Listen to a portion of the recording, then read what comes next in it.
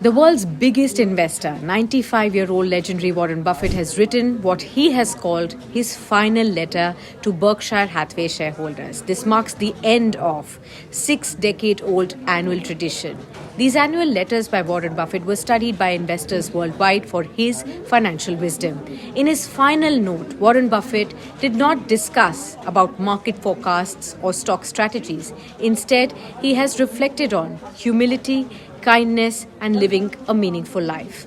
I quote that he has mentioned, "I'm going quiet," unquote.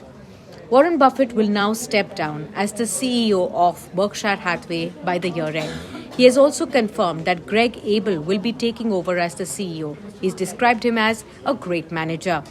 Also, he's mentioned some of the effects of aging that he's facing now at the age of 95 on his balance, sight, hearing, and memory.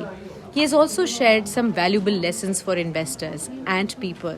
He said one should not beat oneself up over past mistakes. Instead, learn a little from them and move on. And he also mentioned it's never too late to improvise oneself.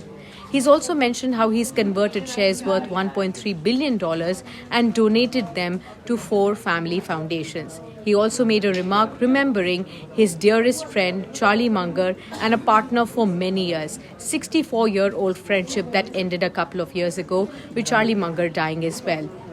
But he also is hopeful of how the company will be able to perform well amidst all the volatility and uncertainty there is going forward from here. He also did mention that Greg Abel will be able to meaningfully lead the organization as the CEO.